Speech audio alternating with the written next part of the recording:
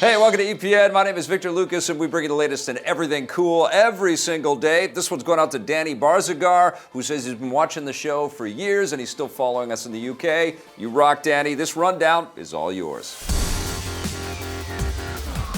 Netflix is finally giving subscribers something they've been wanting for years.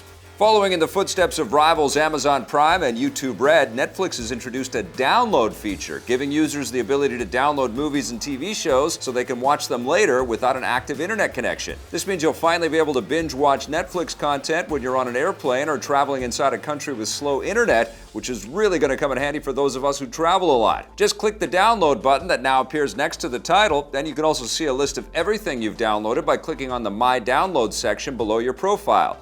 Unfortunately, the feature is only available on mobile devices, probably because it would be too easy to pirate if you could download to a computer. It's also not available for every title. For example, Star Wars The Force Awakens can't be downloaded, but don't worry, you can download all the Star Trek shows, and obviously all the Netflix originals are available as well. I can't wait for my next flight.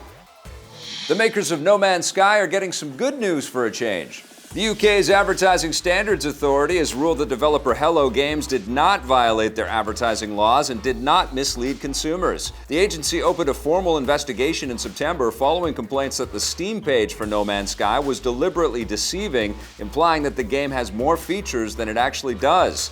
The ASA says that the overall impression of the page is consistent with the actual game and does not exaggerate the expected player experience. This is good news for Hello Games. If they had been found in violation, the ASA would have had the legal authority to block sales of the game in the UK. Thankfully for them, that's not going to happen. Despite the positive ruling, Hello Games admits that there are problems with No Man's Sky, namely that it doesn't give players enough to do. They're about to release the first of many free updates that will add new content like base building and land vehicles, but we'll have to wait and see if what they've got cooking is enough to win back players. Don't expect to see Rogue 2 coming out of the galaxy far, far away.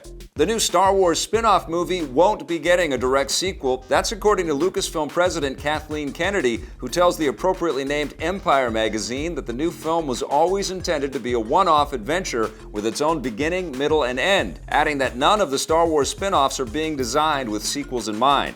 That doesn't mean the new film's characters or locations can't reappear somewhere else inside the shared Star Wars universe, but don't expect a direct sequel.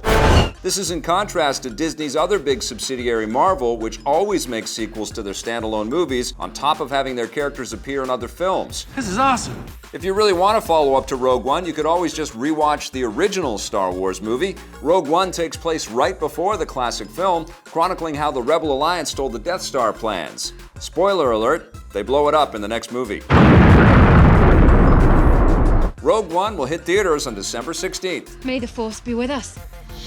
And over to another big science fiction franchise, the Federation Starship Discovery has recruited a few more crew members.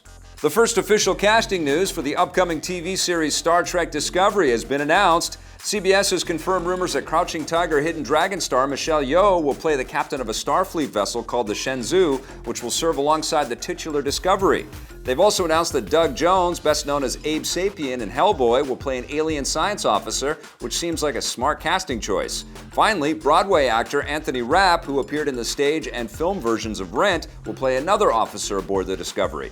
The show's lead character, a female lieutenant, has yet to be cast, along with the actual captain of the Discovery. The show is expected to premiere in summer 2017. Facebook is giving the world another way to play video games.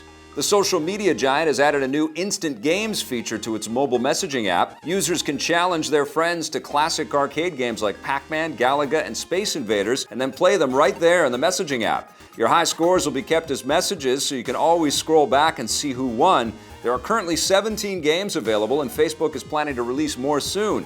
This seems like yet another way for Facebook to keep their users interested in their services. They first introduced games into the main Facebook browser in the late 2000s, which created the social media game industry and led to massive hits like Farmville and Mafia Wars. The instant games are so far only available in the US version of Facebook Messenger, but expected to launch in other countries soon. Looks like you can add a few more games to the list of titles coming to the Nintendo Switch.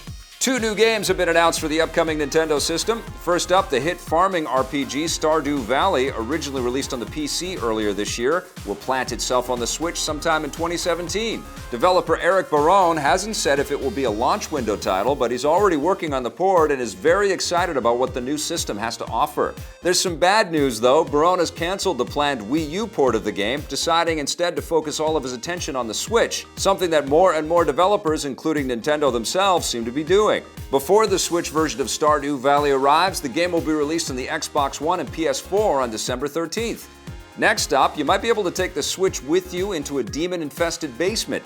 The Binding of Isaac developer Nicalis has revealed that the new Afterbirth Plus edition of the game will launch on the PS4, Xbox One, and another unnamed console in spring 2017. Since they've already confirmed that the game will not be coming to the Wii U or Vita, that pretty much rules out everything except the Switch. The Binding of Isaac seems like it would be a good fit for the new Nintendo platform. It's a twin-stick shooter that works just as well on a small screen as it does on a big one, and is inspired by the dungeon design of one of Nintendo's most iconic games, the original Legend of Zelda. We'll let you know if a Switch version is officially unveiled. And that wraps us up for the Rundown today. Thanks for watching, everybody. We'll see you again tomorrow.